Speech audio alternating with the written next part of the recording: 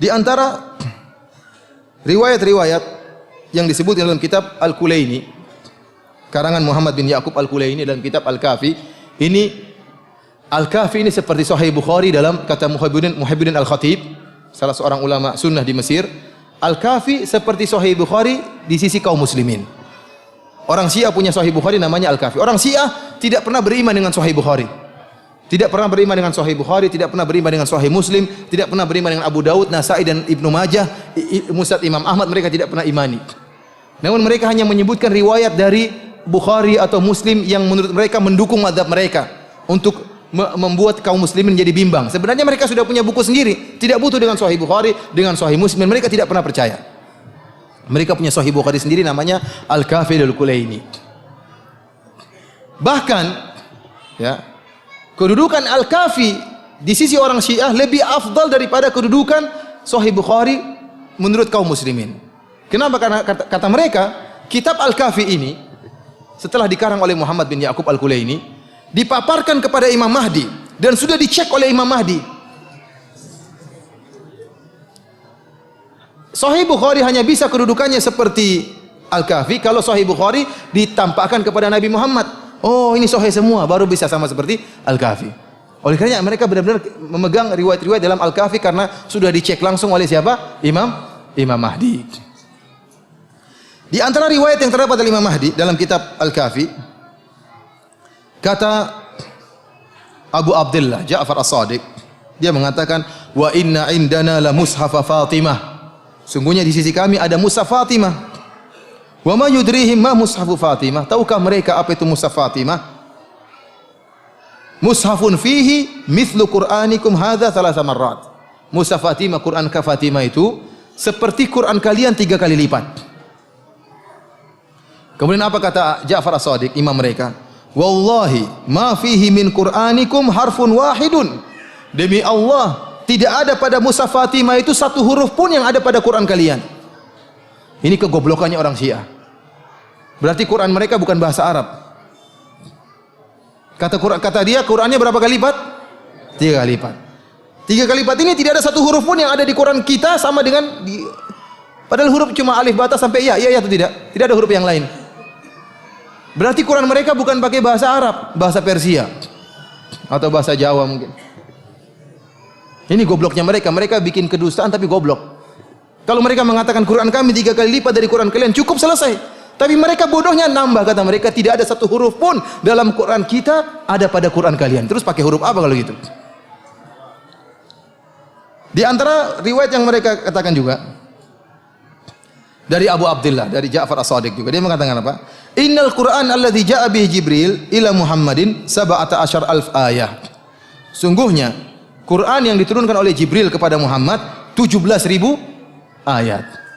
Quran kita berapa ayat? 6.000 ayat. 6.000 kali 3 berapa? 18.000. Ini juga bodoh, tidak tahu matematika.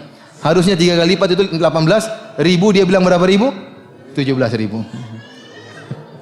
Bahkan Dr. Al-Qazwini, salah seorang ulama Syiah abad ini, salah seorang ulama kontemporer Syiah, dia memberi contoh tentang ayat yang kurang.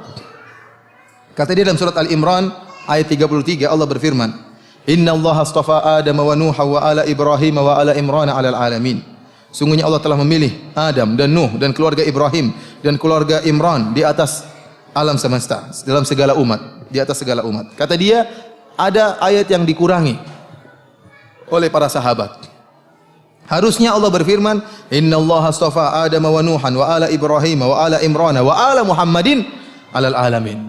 Sungguhnya Allah telah memilih Adam dan Nuh dan keluarga Ibrahim dan keluarga Imran dan keluarga Muhammad Ahlul Bait di atas seluruh umat manusia. Ini kata dia contoh adanya kekurangan dalam Al-Qur'an.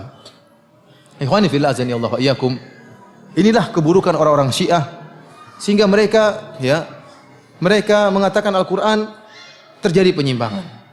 Kenapa mereka dengan tega menyatakan Al-Qur'an terjadi perubahan? Ya. Bahkan sebenarnya Al-Quran 17.000 ayat. Berarti dikurangi sekitar berapa? 11.000 ayat sudah hilang, ya enggak? Yang tertinggal berapa? 6.000 ayat. Kata mereka Al-Quran harusnya berapa ayat? 17.000 ayat. 17.000 ayat itu Berkurang tinggal berapa? 6.000 ayat. 6.000 ayat itu bermasalah. Sudah dikurangi, dirubah-rubah, diacak-acak oleh para sahabat. Dan orang-orang Syiah sering bertakiyah, mereka mengatakan, itu Wahabi saja yang mengatakan Al-Quran itu kurang. Itu kedustaan mereka. Quran kami sama dengan Quran kalian. Lihat, kami baca Quran kami. Itu bohongnya orang-orang Wahabi. Ini takiyahnya orang-orang apa? Syiah. Kita bilang memang benar, yang kamu baca memang Quran sama dengan Quran kami. Karena memang Mushaf Fatimah itu cuma hayalan, khurafat tidak ada. Karena mereka meyakini Quran mereka lagi dibawa sama Imam Mahdi. Ya. Capek bawa 3 jilid mungkin berapa? Sembunyi dalam gua tidak keluar-keluar bawa Al-Quran. Nanti kita akan lihat dia bukan cuma bawa Al-Quran, Taurat, Zabur juga dia bawa semuanya.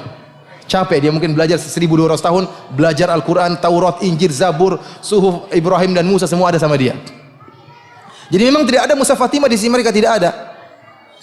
Cuma yang jadi masalah, benar Quran kami sama dengan Quran kalian, tetapi keyakinan kami terhadap Al-Quran tidak sama dengan keyakinan kalian terhadap Al-Quran. Orang Iran kalau di Madinah, mereka juga baca Mushaf Madinah cetakan Saudi. Memang boleh sama yang dibaca, tapi keyakinan berbeda, tidak sama keyakinan kami dengan keyakinan kalian terhadap Al-Quran. Keyakinan kami Al-Quran sempurna, tidak ada kekurangan. Keyakinan kalian terhadap Al-Quran tidak sempurna, ada kekurangan dan ada perubahan. Sebagaimana Allah kami dengan Allah kalian sama, tapi keyakinan kami terhadap Allah berbeda. Nabi Muhammad sama, Nabi Muhammad kamu dengan Muhammad kami. Tetapi keyakinan kami terhadap Nabi Muhammad tidak sama dengan keyakinan terhadap Nabi Muhammad. Alinya kami sama dengan alinya kalian. Sama atau beda? Sama, tidak ada bedanya. Tapi keyakinan kami terhadap Ali tidak sama dengan keyakinan kalian terhadap Ali bin Abi Thalib radhiyallahu taala anhu. Dan yang lebih menyedihkan, ikhwani fillah azanillahu, orang-orang Syiah, ya, selain mereka menyatakan Al-Quran sudah terjadi perubahan, ini sudah cukup membatalkan mereka. Di antara kekufuran yang mereka lakukan terhadap Al-Quran, kata mereka, Al-Quran tidak mungkin ditafsiri kecuali oleh imam. Kecuali oleh imam. Jadi mereka mengatakan bahwasanya Al-Quran itu, ya, dijelaskan oleh Nabi kepada Ali bin Abi Thalib saja, yang lain tidak ada. Kemudian dari Ali bin Abi Thalib kepada imam berikutnya, kepada Hasan, kemudian kepada Husain, kemudian kepada Muhammad Al-Baqir, kemudian kepada Ja'far As-Sadiq, sampai kepada Imam 12 sekarang yang lagi sembunyi di Sirdab.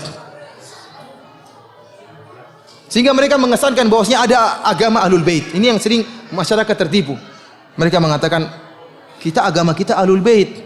Kita yang lebih ngerti tentang agamanya Rasulullah SAW karena kita Ahlul Bait. Ya.